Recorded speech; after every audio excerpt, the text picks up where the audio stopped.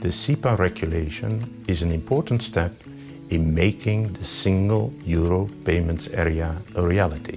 By setting deadlines for migration to SEPA, the European Union legislator provides planning security for all market participants. SEPA brings a lot of benefits on the cost and on the harmonization side. So the sooner you start, the better.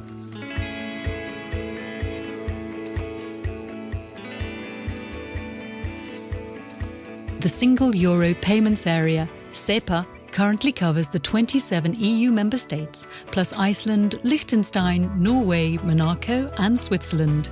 In February 2012, the European legislator adopted a regulation which establishes deadlines for migration to SEPA. The aim of this European Union integration initiative is the implementation of harmonised payment schemes for electronic euro credit transfers and direct debits. By the 1st of February 2014, euro credit transfers and direct debits in the euro countries must be carried out in accordance with the SEPA regulation. In other words, as of this date, national euro payment schemes for credit transfers and direct debits in the euro countries must be replaced by harmonised SEPA payment schemes.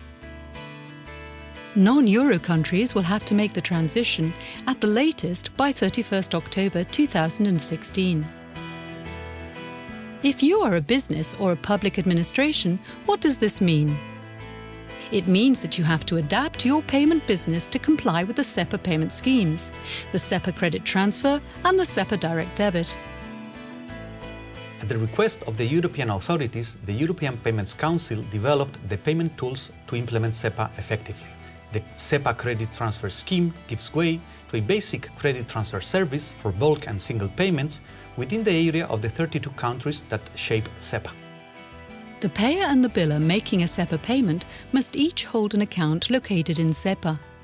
The accounts may be in euro or in any other currency. The transfer of money always takes place in the euro currency. The SEPA direct debit schemes, as any other direct debit scheme, are based on a simple concept, by which you request money from someone else and with his or her prior approval, you just credit it to yourself. As you see, SEPA does not reinvent the wheel. It is just about making payments work even better. One of the most visible changes for all SEPA Bank customers will be the new account identifiers, the International Bank Account Number, IBAN, and the Business Identifier Code, BIC. These technical standards were developed by ISO, the International Organization for Standardization. One of the main challenges in the SEPA implementation process is the conversion of bank data into the IBAN and BIC format. Fortunately, banks and other payment providers already developed tools to help facilitate the conversion. All billers will have to communicate their IBAN and BIC to everybody who pays them by credit transfer. At the same time, all billers will need the IBAN and BIC of every customer who pays them by direct debit. The SEPA regulation states that after the 1st of February 2014 for national payment transactions, and after the 1st of February 2016 for cross-border payment transactions, however, payment service providers shall not require payment service users to indicate the BIC of a payer or of a payee. Another important aspect to keep in mind is that SEPA payment transactions are processed based on the SEPA data formats.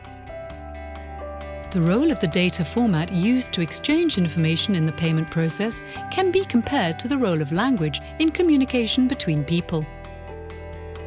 Language is based on a common set of words and a shared grammar. Executing a SEPA payment transaction requires agreement on a common set of data to be exchanged in a common syntax.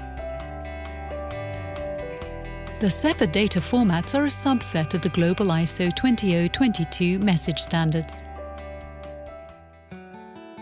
The implementation of the ISO 20022 message type reduces complexity and the application development time required to manage our payment architecture. In consequence, we could reduce cost in the maintenance of the different national data formats, and on top, we could centralize processes within Europe and increase security.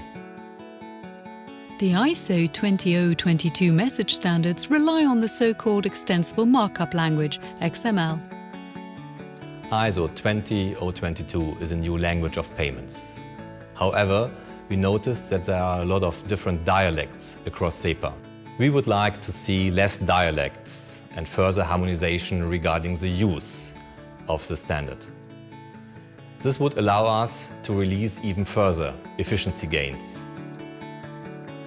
Businesses and public administrations migrating to the SEPA direct debit schemes should also pay attention to the new SEPA direct debit mandate forms.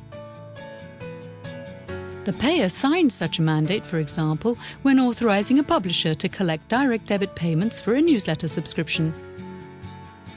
Billers have to make sure that the new mandate forms signed by their customers conform to the requirements of the SEPA mandate.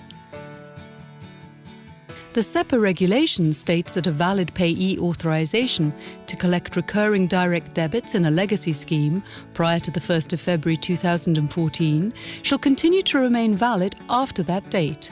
In other words, such mandates can be used to collect payments under the SEPA direct debit scheme.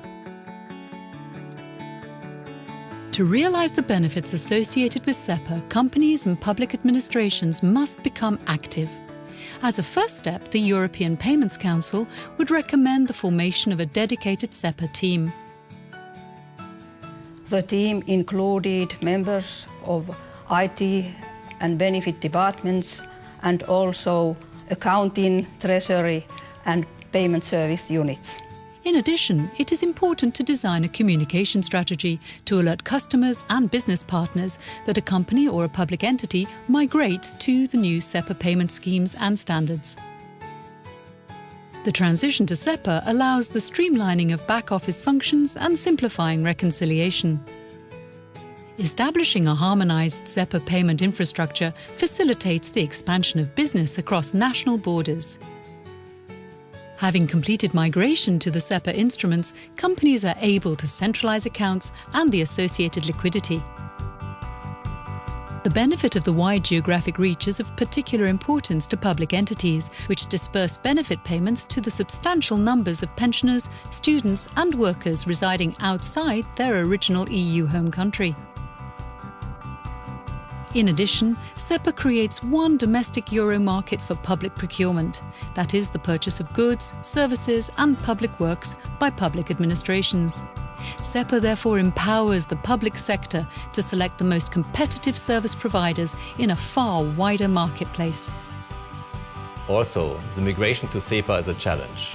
I do believe that the long-term benefits of a harmonized European payment market exceeds the short-term efforts to get there. The time to act is now.